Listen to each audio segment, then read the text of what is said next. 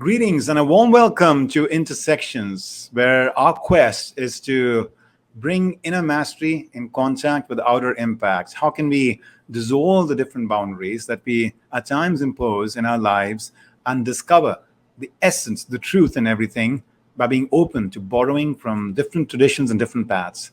Today, I have the immense pleasure of having in our midst someone who at some level you might consider to be the diametric opposite, of the kind of life that I live. For instance, I am here in New York, surrounded by all of the urban fanfare and the razzmatazz of a, bustling metropolis. And we have in our midst Craig Foster, who has really embraced a path of attunement to nature, of going into the wilds, almost like in the direction opposite to what modern civilization has taken. Craig is one of the world's leading natural history filmmakers. He's widely known for his documentary, My Octopus Teacher, for which he won an Academy Award in 2021.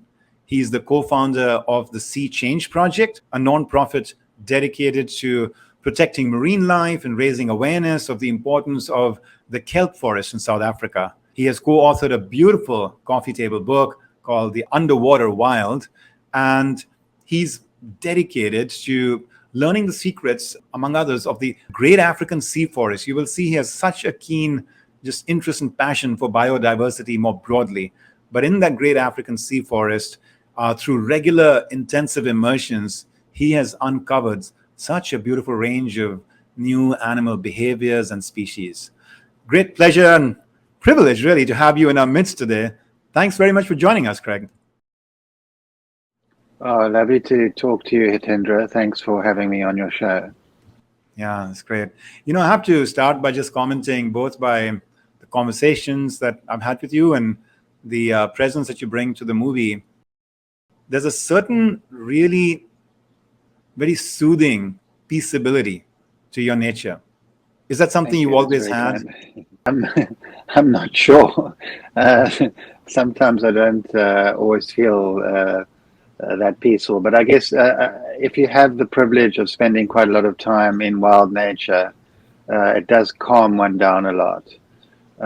So perhaps that's had some influence. I think in my younger days, when I was more disconnected from nature, I was certainly more anxious, more tense.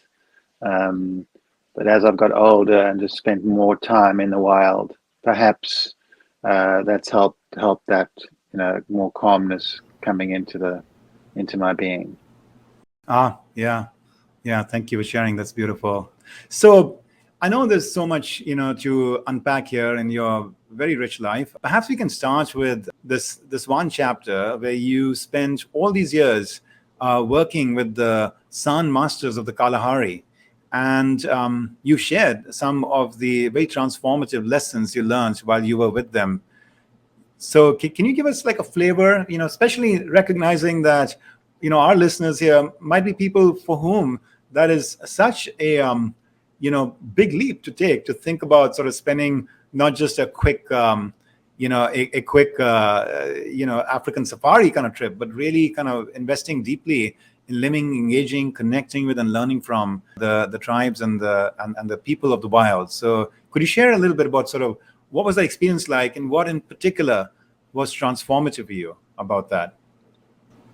Great question. Yes, I mean, what is interesting, I spent many years in nature when I went and met these amazing San people in the Kalahari, and I thought I had a good sense for nature, and and it was actually quite a frightening experience because I soon realized just how little I knew, and the intense tracking abilities, the ability to understand bird language and predict where predators were moving.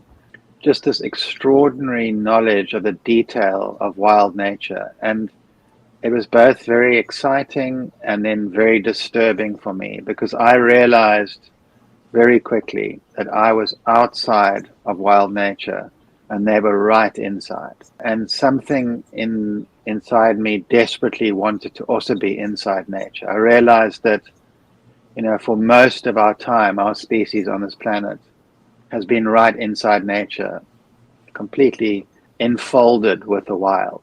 I realized that this was something that was quite radically missing in myself. And I didn't know how at the time. This is a long time ago. I didn't know how to get inside. I was busy making these films.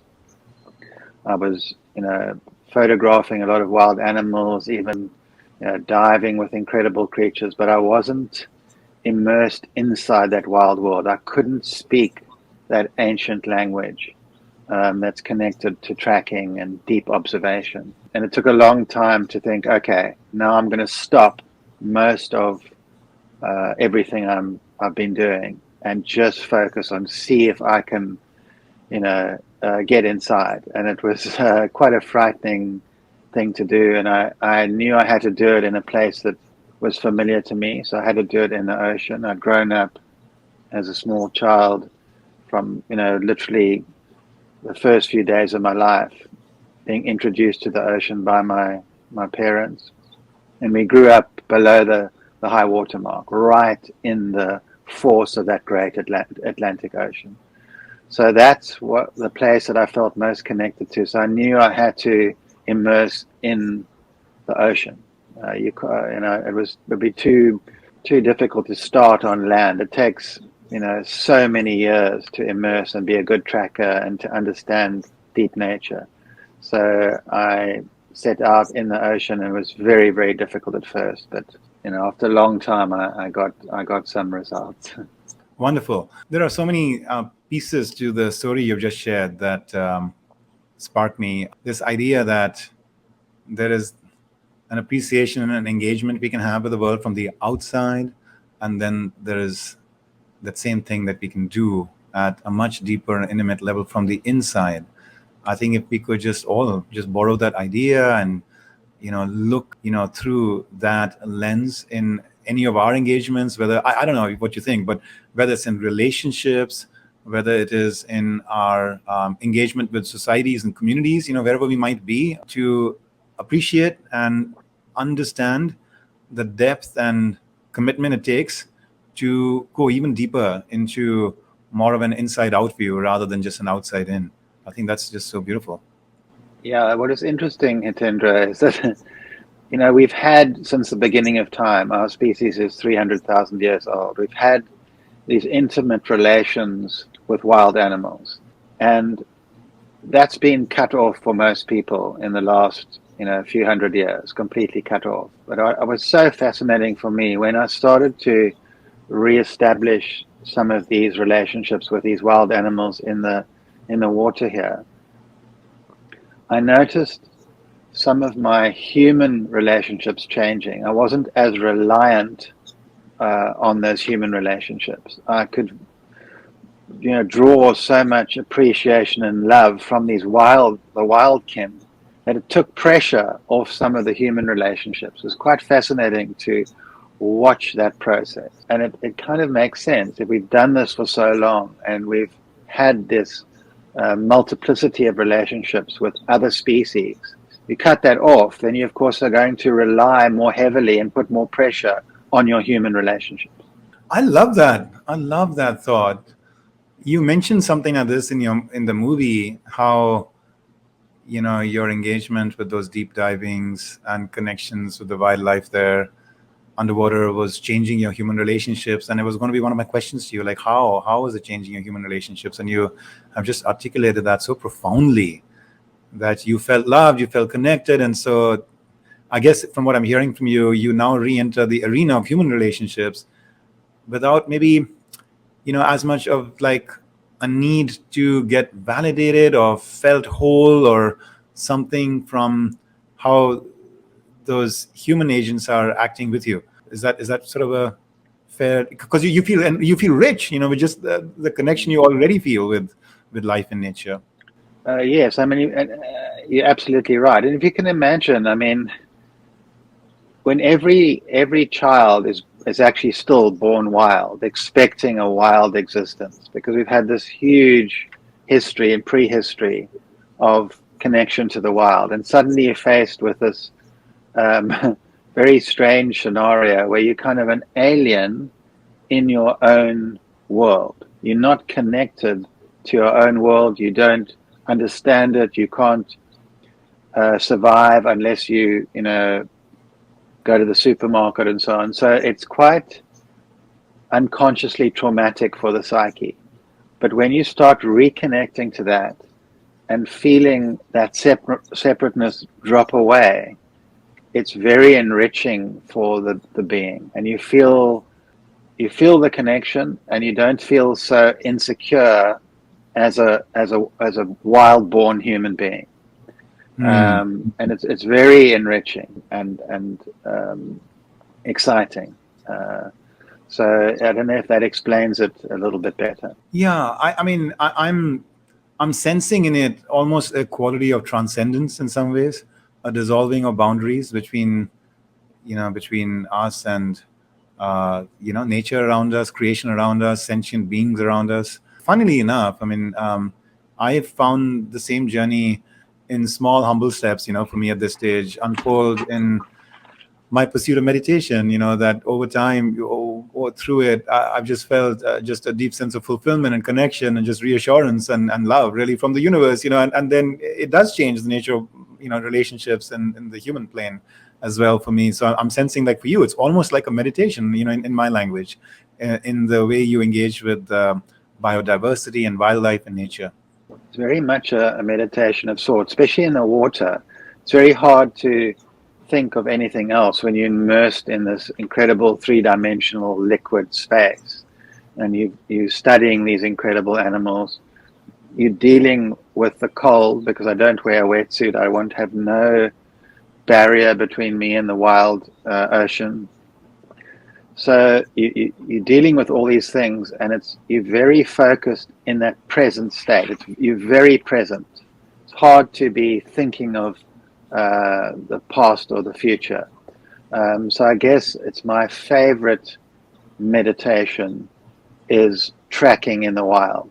In the water even more so, but I also love tracking on the land and in the intertidal and on the coast here. It's this full immersion in this incredible biodiverse wonderland where, so much is mysterious. We know so little, but there are these amazing pieces of the puzzle that one can put together and hold on to. I want to come back to the tracking, piece. I have a question for you there. Before we go there, though, there's something you shared a few minutes ago where you talked about the origins of your early romance with the ocean, and you shared how even just as a little baby, I mean, I don't know how old you were then, there was something that your father or your parents did, that got you initiated in connecting with the ocean. Can you just share that incident, because it's beautiful? Sure. It was kind of I was literally brought home from the hospital. I think it was like, the day I was born.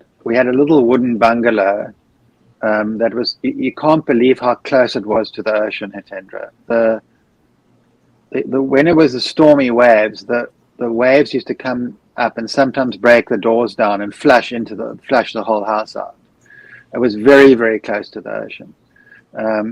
It would be totally illegal to build a house that close to the ocean today. So I was brought home, and my father immediately took me down with my mother to the ocean, and it's a cold Atlantic Ocean. It's no average temperature is about 12 degrees Celsius. And I was just immersed on my first day right into that water. And apparently, I screamed. Any baby would. It's quite a shock. But it was kind of like a natural initiation, because our whole family was so connected and loved the ocean so much. And then a lot of stories from my parents and grandparents. I was absolutely fascinated by these rock pools and this intertidal from a very, very early age, from 2 years old. I was in there almost every day. And then I started diving when I was 3 years old by holding onto my father's back, and then he dived down, and I eventually learned to do the same thing. So it's always this ocean, this kelp forest, and this incredible Atlantic Ocean has always been in my life. Yeah. What an incredible act of almost baptism in some ways. Yeah. It's a bit like a baptism. Yeah. Yeah, yeah. So you talk about tracking. I remember this moment where my family and I, we are in Botswana and we want to see all kinds of wildlife. And at some point, we've, had a very rich experience, but we need to see the lions. We haven't seen the lions. And then our guide starts to get a breakthrough. He starts to sniff something in the air that suggests lions are around. And then they, get off the Jeep, there are two of them, and kind of look at some, yeah, just minuscule detail, in the sand, which we can't figure anything out, talk to each other in a very animated way, and then do something, and they do something, and then nothing happens for a while. And then some other breakthrough comes, and then they do something, and then nothing happens for a while, and then they do something, and finally there they are. They've actually tracked down the lions for us. And it was a very sublime experience, and both with the romance of being able to watch lions, with nothing really that separated us except just a couple of feet of distance, but also the respect that I gained for their craft, which was so, on the one hand, ultimately very logical, fact-based, and precise, but also, on the other hand, it seemed to be very intuitive, and it seemed to be in some ways very non-linear. Like, whereas I was like, okay, let's see if you started to come to the next milestone and the next milestone, and are we getting closer, and there's this logical progression that I would want, just like if I was launching a new product, in the world as a business. There are these 7 milestones you have to go through, and you have to check those boxes off. So there was a part of me that was wanting that, but from their side, I was seeing, this also just openness and a sense of surrender. Yeah. So can you talk a little bit about tracking? And is it the case that it actually does help to exercise a part of the brain that many of my listeners and me, coming from a more logical, structured world, may find very rewarding to actually add that new dimension? You're absolutely right, Hitendra. It's so interesting that you say there seemed to be intuition involved. What's happening there is they're seeing maybe the first signs of those lion track, but they're not exactly sure where those lions are. So what they're doing is creating like a working hypothesis. And then they're using that working hypothesis to figure out potential places where those lions could be. And then sometimes it's very systematic, and the tracks take you to the animals. And sometimes one has to use intuition and knowledge, obviously, of the environment. So it's an amazing combination that the mind has to put in place to be able to find these sometimes very elusive animals. And I mean, it can take 20 years to become a really good tracker. It's not something that you can easily learn very quickly, but you can, if someone's interested in tracking, they can quite quickly get some results and certainly tap into some part of wild nature. But when you've got guests and you're looking for predators, of course, then the birds also tell you an enormous amount about where animals are. Birds give off alarm calls, and those alarm calls and the shapes that the birds are making and where they're looking can tell a good tracker even what kind of predator that is in the vicinity and how to find them, and can do it from a long distance away. So a very good tracker, and some of the trackers I've worked with, can tell from about a 1 kilometer away, from the ripples coming through the bird language, where those predators are. And it seems like magic, but it's actually it's the most ancient language that humans, in my opinion, can speak, this ancient tracking language that's embedded in our wild psyche. Yeah, yeah. How beautiful. And so you've learned this in part from seeing the craft of the sound masters, and then as you went into the underwater world, you started to apply that same discipline there of tracking. Yeah, I mean, I had this idea. I'd learned the essence of tracking. I by no means mastered it in the Kalahari at all. And then I went back to my childhood, love, the great African sea forest. And I thought, just in the back of my mind, is there any way it'd be possible to track underwater?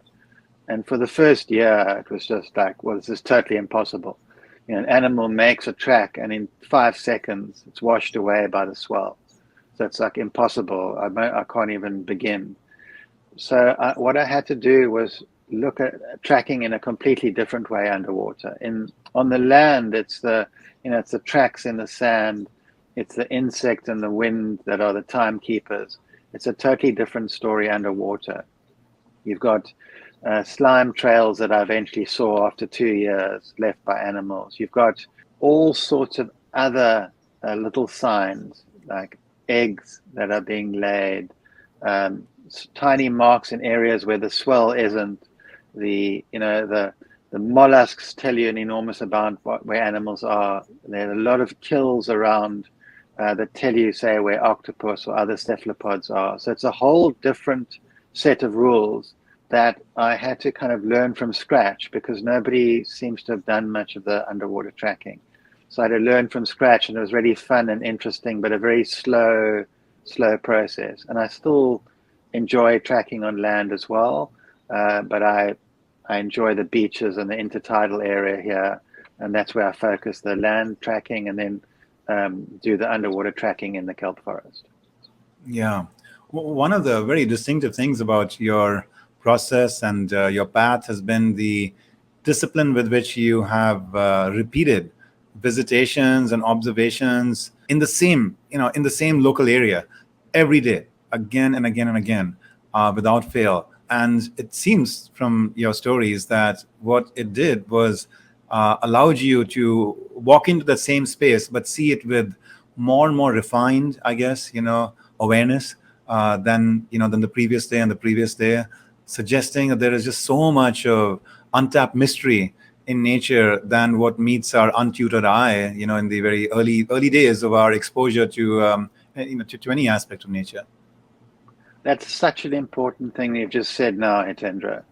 That's such a critical thing. If you really want to know nature, you can be flying around the whole world to these exotic places, but it would be better to just visit your own backyard again and again and again and again. And what you'll find is, like, you might spend months and you've got a reasonable sense of what's going on, and you can't imagine going any further, and suddenly you make a massive breakthrough, and then it's the next layer and the next. And I promise you can spend your entire lifetime in your own backyard, and that piece of nature will keep teaching you deeper and deeper and deeper. The complexity in wild nature is more than what we could ever cope with. It's extraordinary how complex and powerful it is. And there's something about visiting the same area and getting to know that at a very deep level that is in my mind, a very, very powerful and perhaps one of the best teachings. Ah, how wonderful. How wonderful. I also love the kind of organic nature of this teacher, teaching, student kind of process, as you've described, this notion that, it's not that you necessarily have to read a lot of books or, take a lot of courses in advance of just going there and just exposing and engaging and using your own powers of observation and a humble, kind of curiosity and openness and, diligence and commitment, just doing it. And then nature just starts to, I guess, like reveal its magic to you. It's just amazing. It's just so beautiful. It is the ultimate teacher. There's no better teacher than learning directly from wild nature. Of course, it helps a lot to have guidebooks, and I've been very fortunate to have amazing marine biologists around me who've helped me tremendously. Of course, that helps so much. But the direct teaching from the wild, from the cold, from the weather, directly with face to face with those extraordinary animal kin, there's nothing that can replace that in my mind. Yeah. And for our listeners, I want to sort of really encourage, if you haven't watched this phenomenal documentary, which, as I mentioned, won the Academy Award. So I have no doubt that many of you have.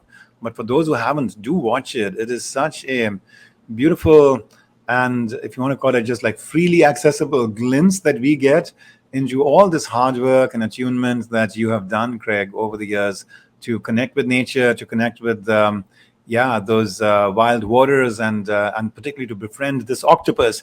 Why is it that this octopus that you befriended, that you end up calling her your teacher as opposed to, let's say, like your friend? Because she was just so much more than a friend, Hitendra. She had such a powerful influence on me, and she taught me so much about her species. I mean, I would have thought it would be undermining in a way, or dishonorable, to just call her my friend. I mean, a friend is a wonderful thing, but she was so much more than that. She was this real teacher, and I felt so grateful to her that I wanted to honor her. I felt small in some ways in comparison to her. I felt she was the teacher and I was the little student there, and each day was a privilege to learn more and more from her. So it wasn't a friend to friend kind of thing. And you never quite know also what a cephalopod is thinking. Their whole cognition is very different to humans in many ways. So I just knew that she was this incredible teacher, and that's why I stuck with. And I like the idea of nature as a teacher. It can teach us so much about nature itself, but also about ourselves. So that's why I went that route. Yeah, I've been privileged to study and teach at a couple of the top universities here in America, and it's just so fascinating to hear you say that, because here we in our more urban, modern sort of world, strive to want to learn from the best of the best and more formal human terms and institutional terms. And here you are expressing the power and magic of learning from an octopus that you happen to just discover, in your in your divings. I mean, it's so incredible, so refreshing. And you mentioned at one point, you said something happens when an animal makes contact. What was it like when you and she first came into real physical contact? Yeah, it's a great question. I mean, I remember one of my incredible song teachers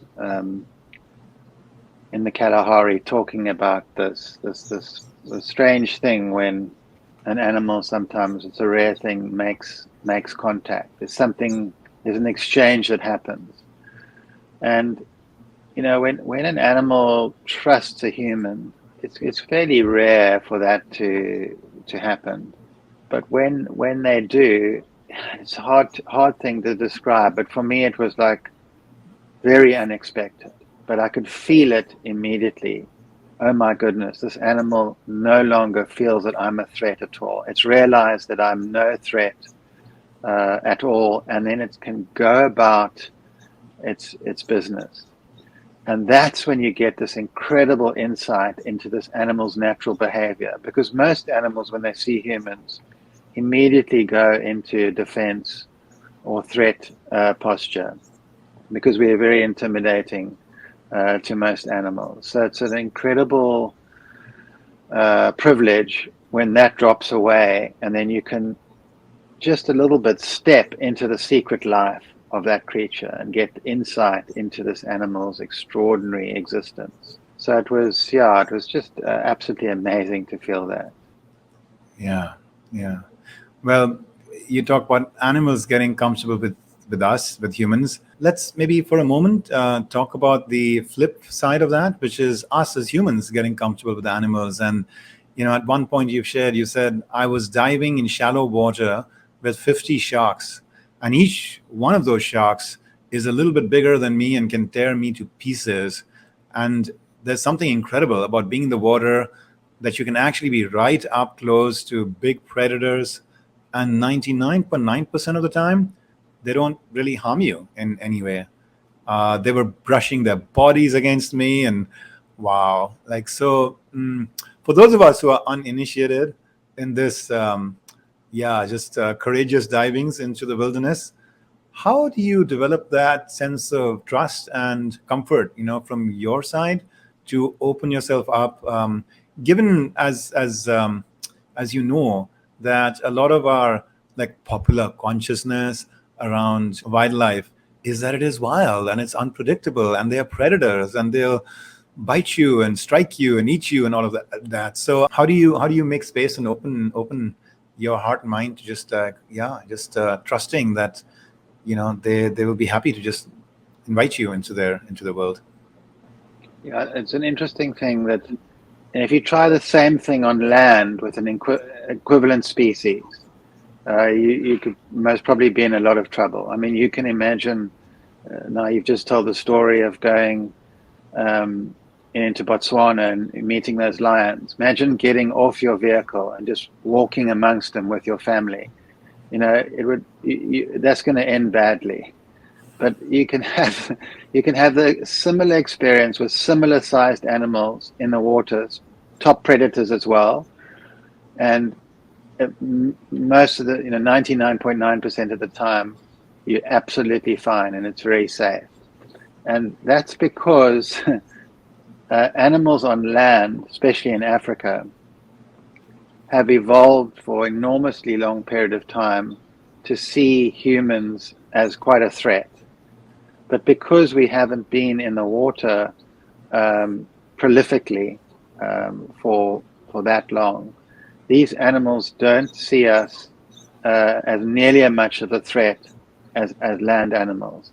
And they also don't see us, our form, our shape, our smell, the way we move. They don't see us as prey.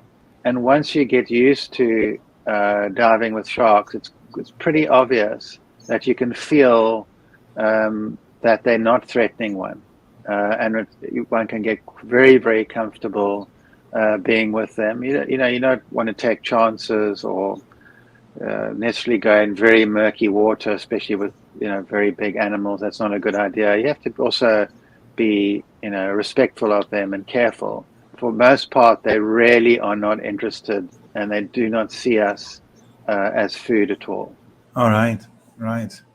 Was there for you a leap to be made between an intellectual understanding of this versus like a lived physiological, emotional sort of mastery over this? Or did you grow up with that sense of natural attunement and fearlessness? I don't say it's a complete fearlessness. There's always some level of respect and some level of fear depending upon the circumstances. But I was fortunate enough to spend 2 years doing a film about sharks and diving, free diving with great whites, with tiger sharks, up close with, the biggest and supposedly the most dangerous sharks on the planet. And in the right conditions, when the water's clear and you're calm and relaxed and you know what you're doing, it can be quite a safe experience. I also did some diving with crocodiles, and that is a completely different experience. I didn't feel that was that safe because a crocodile sees a human as prey, as food. And I wouldn't go and do that again, but I'd gladly dive with sharks in the right conditions. It's a wonderful experience.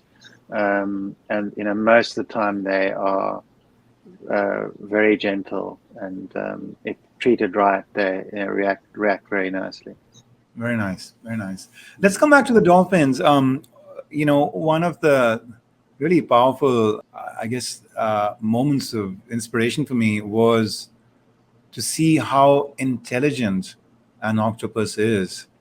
And then, and you have many scenes and descriptions of moments where it reveals its genius that perhaps you can maybe, share an example or two. But before we go there, I also wanted to connect that to something that happens close to the end, of your documentary, where I realized that, oh, wow, so these eggs have been laid, they've been just basically protected. And now these many little baby dolphins are going to emerge. And there's really not a whole lot of, at that point, support and training and guidance that they're going to get, from a mother or father dolphin to a baby dolphin. And it's almost like they have to either just like tap their DNA, their native intelligence, and or just their observational skills and their stumbles and experiments to become this kind of really, really intelligent species. Yeah. So can you talk a little bit about sort of, what you discovered about that? Yeah, I mean, octopus are, supposedly the most intelligent invertebrate on the planet. So for their size, they're highly intelligent, fairly large brain. But what's interesting is 2/3 of the cognition is actually in the body itself. The cognition is in the limbs. So that's a hard one to get one's head around. And 1/3 in the actual brain and in the head. And the animal is born with an enormous amount of intelligence, and they're only living for a year and a half. So that evolution can happen very fast. It's an amazing strategy to sort of live fast and die young, so they can survive very well in this world we have, where longer lived species would struggle tremendously. But what they do is they've got this intelligence they're born with, but then they can adapt that very quickly. And you see that a lot when they're being threatened by a predator, like a pajama shark, for instance. They'll try all sorts of things. They'll try inking, they'll try hiding, they'll try swimming. And if that doesn't work, then they try the most incredibly innovative thing. They pick up, which I'm sure you saw in the film, they pick up this, up to 60 shells and stones, and they make this temporary armor that covers the outside of their body. I mean, that is just the most extraordinary thinking you can imagine. Where did they come up with that? And that's a kind of last measure to try and, avoid being eaten. And then just at the right moment, they will drop that armor, which is now covered with their smell. And remember, these sharks don't see so well, and then move away. And the shark often goes for the smell that's on the shells, and then the octopus escapes. So, I mean, it's just like, you can't believe that essentially a mollusk, it's a snail with a huge brain, can think so innovatively and can interact with a human and realize that a human is not a threat after a while, and can also realize that some humans are a threat. I mean, in areas along the coast here where we got a lot of fishing and people catching octopus, you won't see them very readily. In areas where people haven't fished in marine protected areas, you can't believe the difference in the behavior. It's night and day. So these animals are highly intelligent. They can distinguish between individual humans quite easily. So they really are super intelligent. Incredible.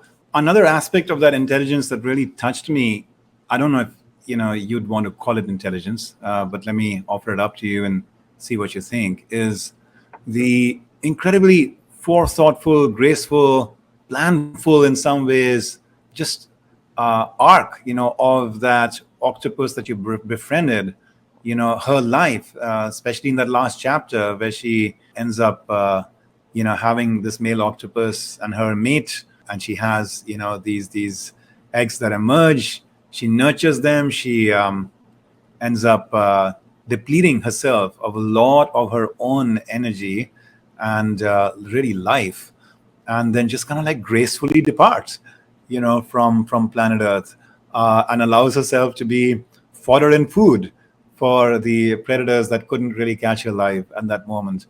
And that capacity to be planful and ultimately gracefully, exit from the stage, I thought there was something so meaningful and powerful for any or all of us to learn when we strive at times to lengthen our life. And of course, in many ways, in a very well-intentioned way. And it's a blessing that we live, 80, 90 years today versus 30, 40 years in past, as the human species. But still, I sometimes wonder when I see all of that infusion of technology and that desperate struggle by the surgeon and the physicians to try to keep, the heart beating when, at some point it's quite clear that, this is a life that is on its way out and we can't really engage with it, therefore, in a more organic, natural way in families and communities. So anyway, I mean, that was kind of like the idea that was being sparked for me when I was seeing your commentary in a very heartfelt way with what happened to this beautiful soul, the octopus. Yeah, I wouldn't say that is a true intelligence. That is programmed into the animal.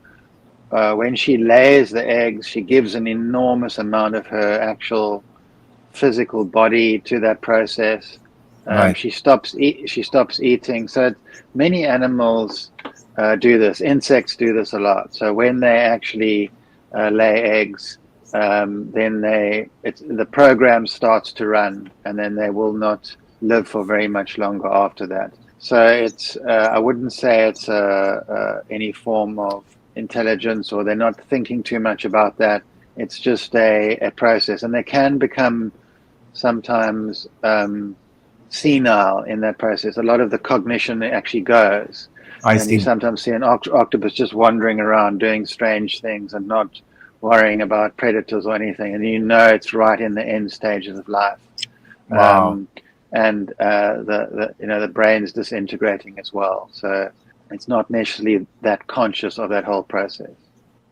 Got it. You speak about how your relationship with human beings changed as a result of your time with with the octopus. How was that?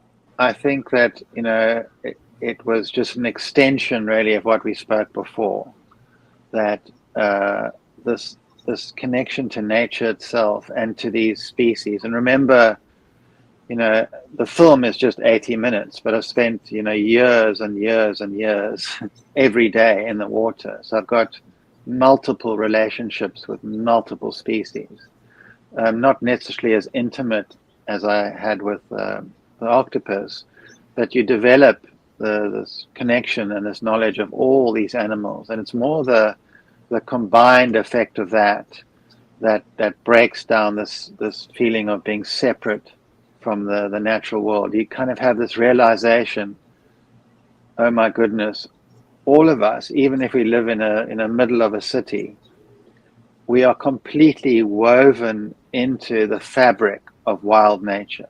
Every single breath we take, every mouthful of food, every ray of sunlight is thanks to her. Like every moment that we've ever existed on this planet is thanks to the mother of all mothers, which is wild nature and biodiversity. I mean, and the ocean and the land share this very powerfully. We can breathe because of the phytoplankton in the ocean and because of the trees on land and the insects, and it just goes on and on and on. It's in this incredible complex web of wild animals that's keeping us alive from second to second, no matter where we live. And it's easy to forget that.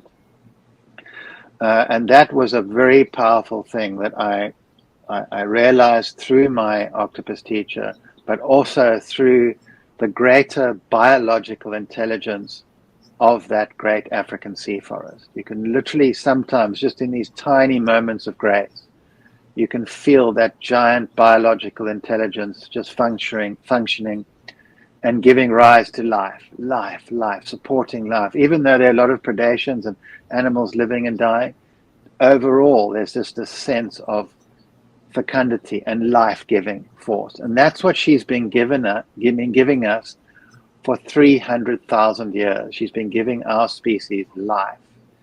And we've forgotten that she's the mother of all mothers. And we desperately need to look after her if we want to keep existing on the planet. It's absolutely the most crucial thing we can do, is keep biodiversity together. And the best way of doing that is by leaving her alone and not extracting a lot of animals or plants from a wild system, not polluting that wild system, etc., etc. It's quite simple. Many of the human interventions don't work very well because she's too complex for our tiny minds. But if we leave her alone, that biological intelligence flourishes and she knows what to do. So it's quite a powerful thing when you immerse in nature, and this hits you in your emotional being, in your spiritual being even. It's a profound transformation and a change, and you feel what I call the heartbeat, that ancient heartbeat of that that wild essence that's just beating outside and inside our bodies, because we are wild nature. We are wild ourselves. We've just been tamed by the strange experiences we're in, but just under the skin, we're wild as well. Yeah, yeah. I just realized I asked you a question that we'd had covered before a little earlier in the conversation, and I think I was not able to recollect whether that conversation had happened in a podcast conversation or here live. But whatever it was, I asked it again, and you just have taken off into such an inspired terrain with just the commentary you just offered that it was beautiful. It was beautiful. So even with my stumble, we ended up in a really good place. So thank you for that. That was such a great pleasure, uplifting commentary to hear. In the last few minutes, Craig, and I'm so grateful for this time with you. Can you share what your current passions are in advancing this celebration of biodiversity? What are like the projects that have the deepest meaning for you today? Thank you, Hitendra. I'm now writing a book, a non-fiction book, trying to articulate many of these incredible stories and experiences I've had in the Great African Sea Forest, and these wonderful people that I dive with, and they've also taught me so much. And then, of course, celebrating these wild animals and these wild plants that live in this environment, but also acknowledging our ancestors, and especially our African ancestors, because we come from Africa. Every single one of us that has ever walked this planet, we go back in time, has a common African family. We made in Africa. We African made. For about 2/3 of our time that we've been as a species on the planet, we've just been in Africa. Only relatively recently did we migrate to the rest of the world. So I'm interested in honoring our African ancestors and this extraordinary path that they followed, and the incredible innovations that they invented that make a huge difference to our lives today. So 100,000 years ago on this coast here, there were the most unbelievable inventions, really the genesis of art and science that make such a big difference to us today here. So I'm interested in that, and also I'm interested in honoring and learning from Indigenous people in Africa, but in the rest of the world. I think we face massive challenges as a species today, and I think quite a few of the answers to the challenges we face lie within Indigenous knowledge. If you look around the world and places where Indigenous people are living and have had some power over what they would say and what's happened, those areas are often thriving in a much better way than other places. So we really need to listen to our Indigenous people and to Indigenous cultures. They are still connected to nature. They're still connected to the mother of all mothers. And we desperately need to listen to them, and also, of course, to our scientists. Some of our great scientists know so much about the wild, and they've been trying to tell politicians for a long time that you really need to look after nature in a far better way. So these are the kind of things I've been focusing on. I'm interested to eventually develop a lot of these ideas into an app where people can go to be inspired to reconnect with deep nature and learn about tracking human origins, Indigenous cultures. So that's on the cards for later. And I want to try and do that within the Sea Change Project, which is our wonderful NGO. And just also, of course, try to just keep working at my own relationship with the wild, and keep tracking every day if I can, because I've got so much to learn, and I just feel there's this enormous mystery and then this little amount that I know, and that is inspiring in itself. You're walking in this mysterious, extraordinary space, but just learning a little bit each day and trying to put those little dots together, and using mostly nature as the inspiration and as my teacher. Yeah. Well, those are very beautiful, and bountiful initiatives that you've taken on. So kudos, and very much looking forward to seeing where you can take not just yourself, but all of us through your travels. And I'm so grateful that in you we find someone who both has invested in your own personal immersion in nature, but also has a very special gift of being able to come out from it and draw observations and includes them in words. The stirrings that you must feel within, the insights and the light bulbs that must go on within you, to actually include them in this very imperfect and finite construct of words, in a way that is really evocative, really beautiful. It's almost like poetry, in the way you reflect and comment. And that's a special gift, the fusion of that lived experience and attunement, but also the capacity to step out and offer it in such beautiful, just brushes of your verbal strokes. So thank you for that. It's very kind of you. Thank you, Hitendra. Yeah. And, as we wish you well in your journey forward, Craig, I'm just inspired to offer you this one quote from Yogananda, a spiritual master I've gained so much from, because it speaks so much to the way you are celebrating and inviting us to, Mother Nature, and he said once, the magnificent painting of creation stretches across the infinite canvas of time and space. Every object and event in nature is a masterful stroke of the great painter. Wonderful. Absolutely wonderful. Yeah.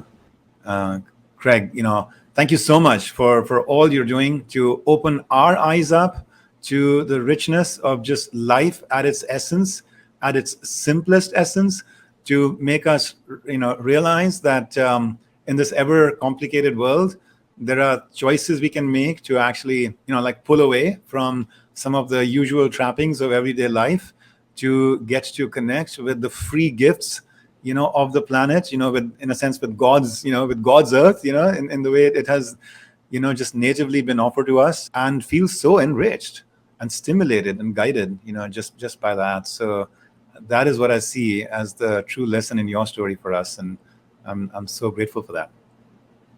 Oh, it's a great pleasure. I mean, the image that came to me when you spoke that beautiful quote was, I've often had the sense with, beautiful octopus is moving and it's changing its colors, sometimes 1,000 times in an hour or even more, and each color change is this master artwork. This is like, and the whole of nature is really like that. If we open, it's just the most extraordinary thing. Each sunrise, as we feel the earth tilting forward, and that incredible sun rising up. It's just, if you really step into the mystery and power and wonder of that, it's almost too much to take in. It is too much to take in. But that is the wonder of wild nature, and the wonder of this planet is overwhelming. Yeah. I love that triad that you've just left us with in closing: the mystery, the power, and the wonder of nature. How beautiful, Craig. So wishing you all the best in what I know will continue to be a very rich life, and one that will bring so much of riches to us as well. And look forward to, I hope, having you back on this show at some point in the imminent future. But before we maybe come to that, is there a place that I can, invite our listeners to go to if they want to tap a little bit more into the latest, the newer kinds of findings, discoveries, and creative outputs that you're putting out there? Thank you, Hitendra. I think one of the best places to go is the Sea Change Project. It's www.seachangeproject.com. That's our website, and there's a lot of lovely material on there, and we'll be developing that more and more as we go along.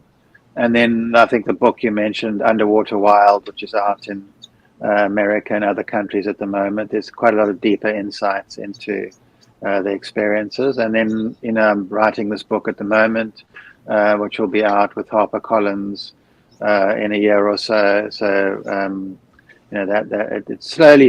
These things take quite a time. I'm not the fastest producer, but hopefully there'll be. I'll have the inspiration to just keep going and chip away and have these products slowly coming out. Yeah.